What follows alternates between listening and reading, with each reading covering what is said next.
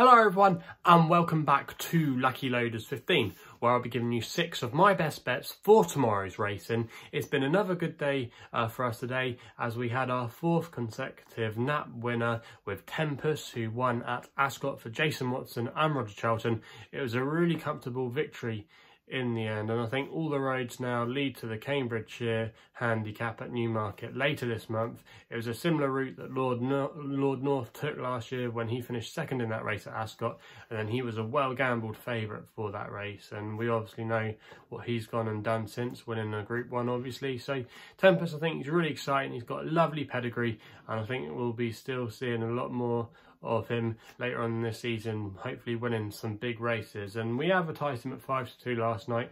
I understand that price didn't last very long. It's always difficult when I'm recording these videos.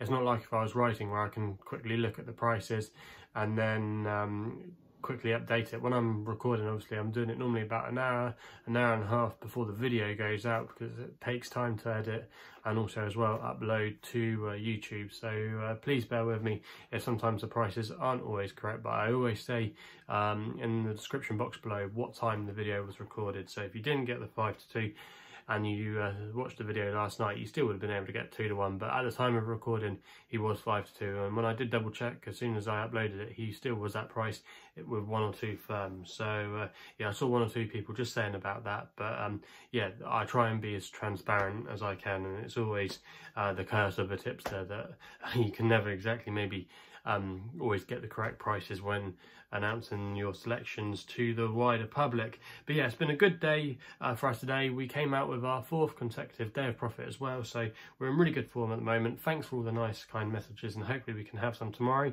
Also as well, I just want to point you in the direction of my podcast called the In the Saddle podcast. Some of you might be familiar with it and have listened to many of our episodes where we've interviewed some great guests, including jockeys, trainers, jockey agents. We've had people from all across the world. We've had commentators, you name it, photographers. You know, if you want to go back and listen to any of those episodes, just click the link in the description box below. But I'm just updating you that we've uploaded a brand new episode today covering the weekend's racing, where some of the tips are going to be featuring in this video. Obviously I can't always give separate tips, but I have given you exclusively my nap on here for the weekend, and actually the nap I gave in the podcast is going to be my next best. But if you want to listen to that podcast along with my host Mark Horosky, who works for Paddy Power and Betfair, he works in the industry, if you want to listen to our thoughts on the weekend's racing,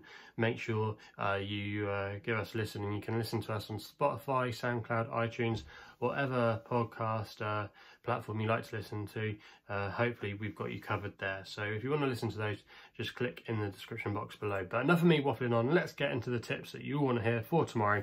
And we're going to be starting with my Longshot, which runs in the 250 at Haydock, where we're going with a horse here called Reshoun for Jim Crowley and Ian Williams, currently back at 16-1. There's 5 places out there with the majority of firms, and I'm going to recommend an each way selection here. Now the key to this horse, I think, is running at Haydock. He's got a good record at the course. He's only appeared there twice in his career for Ian Williams. He finished 3rd in this race last year. Well, actually, Ian Williams won the race with time to study, but he still ran a good race, this Reshoun, last year, with a bit of cut in the ground. And then if you go back to his first ever run at the course, when he made his debut there, he was a winner over the course and distance on heavy ground. So there's a lot of tick boxes next to his name tomorrow, and I often find Haydock is one of those courses where some horses take to it and others hate it, and Reshoun seems to like Haydock, and a lot of his career best efforts have come here. Now this season he's been running okay. He's had a win to his name at Newbury, where he beat Regenski of Tom Dascombe. They're going to be clashing horns again tomorrow, but I still think Reshoun I would want to be with. And even though, yes, he has gone up the weights to a mark of 100, I just think running at Haydock on testing ground is going to be right up his street, and a lot of the horses in here won't like it. And I just think at 16-1 tomorrow, he's a massive player. I think you can forgive his run last time at Chester. I just don't think that was his track at all. And also as well, Jim Crowley is back aboard tomorrow. He's riding very well at the moment, and he's normally got the best out of this horse when he's ridden him in his career. Won on him at Newbury, and also as well Ian Williams, a stable that I normally like to keep an eye on. They've not really done that great this summer, but in the last week or so they've just been showing signs that they're coming into a bit of form. They've had a few winners, and I just think at 16 to 1 there's a lot in this horse's favour tomorrow to run a big race, and I'd be disappointed if he at least couldn't make the first 5. So he's going to be my long shot tomorrow, and fingers crossed he can get us off to a good start there. We then go with the next best in the 305 at Ascot, the Levet's handicap, and this is where my next best is going to come in with a horse called Shandoz for David Egan and Roger Varian. Currently back this horse at 5 to 1, going to recommend a win-only bet. Now this horse is by Golden Horn, and I've noticed recently Golden Horn has started to have a few more winners, and I think he's just beginning to insert himself now as a sire. He was a great racehorse a few years ago for John Gosden, a Derby winner and an Arc winner, and he's starting to do well with his progeny. And this Shandoz, if you actually go back through some of his form, last season he finished 4th in a novice race at Salisbury, which was won by Kenzai Warrior. He went on to boost the form by winning a couple of Group 3 races, most notably the Horace Hill Stakes at Newbury, which has always been a good race. Mahertha won that a couple of years ago. That's a good level of form. And the second place horse that day was Max Fager, who is trained by Rafe Beckett. He's now rated in the hundreds. He was a Group 3 winner later on that season. Also as well, in third place that day you had Mambo Ninths for Richard Hannon, who's running some solid, decent handicaps at some of the big festivals this season. And in 6th place was Khalifa Sat, who finished 2nd in the Derby. And they're all 100 plus rated horses now. And Shandoz is going to be running off a mark of 89 tomorrow. Now, last time we saw him, he made his seasonal reappearance in a handicap at Ascot off a mark of 85. He beat Grand Bazaar that day, but I always thought he just had him, he was just on top of Grand Bazaar that day, and always had him in his sights. And I think, despite only being raised £4 for that, when there's a lot more to come from him, and I just thought it stunk of a horse that's going to keep improving. Roger Varian as well, we know he does well with these middle distance handicaps at Ascot, and I just think at 5 to 1 tomorrow there's a lot to like about his chances, and I'd be disappointed if he couldn't get another win under his belt, because I think he's definitely going to keep improving, and he's one to keep on side for potentially some decent handicaps later on down the line, and I think this can be another stepping stone for him. So Shandoz, I think he's got a good chance tomorrow, and I'll be disappointed if he couldn't go close in the Levet's Stakes. And I also as well should have mentioned that they won that last year with Apparate, so it's a race Roger Varian likes to do well in, and fingers crossed he can give us a winner there. We then go with an extra tip in the 325, the feature race of the day in the UK, and that's the Group 1 Haydock Sprint Cup in the 325. Now, this is quite a wide open race, as we discussed in the podcast, but the one I've settled on here is Art Power for Sylvester de Souza and Tim Easterby. You can get 11 to 2, 4 places, and I'm going to recommend the Dirty each way here, and I'd be disappointed if he couldn't finish in the first 4. Now, I've been a big fan of this horse, and he was one of the improvers of the season, winning at Royal Ascot very impressively over 5 furlongs in a competitive handicap. And then he went on to win a group race over in Ireland. He won a Group 3, and he did the job nicely that day on soft ground. Then he went to the Numthorpe at York last time out, and I think things just happened to him far too quickly than he was expecting. He was a bit slowly away from the stalls, not out with his usual zest, and I think he can be forgiven that run against some real speed merchants, against the likes of Batash. So I just think maybe he was a little bit of a shock to the system that day. And if you actually go back and watch the race, Sylvester didn't give him a hard time in the last furlong or so, and he actually began to find again. And I think just going up tomorrow to 6 furlongs will really suit him. If he can be away smartly and be up there at the pace, I can see him definitely running a very big race. And I think at 11 to 2, he still represents a little bit of value. He gets a couple of pounds as well for the 3-year-old allowance. And I think we'll know our fate early tomorrow. If he's away well and up there chasing the likes of Hello Hume Zane, who will most likely be a forward type, I think they're going to be fighting it all the way to the line. And I'd be disappointed if Art Power, especially as well with his form in cutting the ground, couldn't be there or thereabouts, and and I'd be disappointed if he still couldn't take another step forward. So I think there's a lot to like about Art Power's chance tomorrow, and that's why I'm putting him up as my tip in the Haydock Sprint Cup. We then go to the Nap in the 3:45 at Kempton with a horse called Bullfinch for Thomas Greatorex and Roger Charlton. Currently back this horse at 5-2 at the moment. Now this horse is in the Rothschild colours, and hopefully we can make it 5 winning Naps in a row. Now this horse was a very impressive winner, I thought, last time over course and distance when he beat the field by 3 and a bit lengths. So it was quite a comfortable win that day. He made all from the front, and he's got a good draw to attack tomorrow as well, stall 2.